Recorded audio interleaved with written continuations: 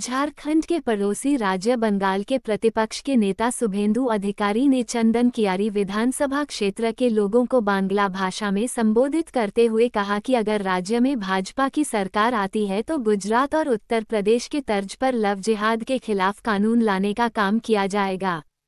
परिवर्तन यात्रा के दौरान शुभेंदु अधिकारी सिंदरी से रोड शो करते हुए चंदन कियारी पहुंचे, जहां उन्होंने परिवर्तन सभा में लोगों को फिर से भाजपा की सरकार राज्य में स्थापित करने की बात कही।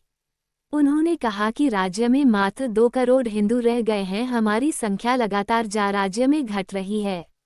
ऐसे में इस राज्य में भाजपा की सरकार जरूरी है।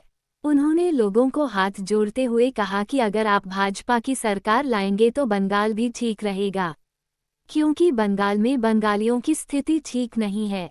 उन्होंने उपस्थित लोगों से हर बूथ में कमल खिलाने की बात कही।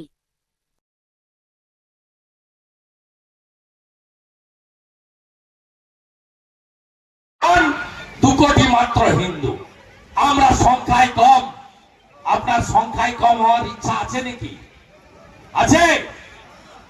এই সরকারটাকে তাড়াতে হবে, তাড়াতে হবে। কথা দিয়ে যাচ্ছি, ভারতীয় জনতা পার্টির সরকার এলে उत्तराखंडेर मतो अनुप्रवेशकारीदेरके बाक्से पुरे आबार तादेर जायगाय पाठानोर काज करबे। कथा दिए जाच्छे गुजरात सरकारेर मतो उत्तर प्रदेश सरकारेर मतो लाभ जिहाद और तार बिरुद्धे आईन विधानसभाয় পাস করা হবে।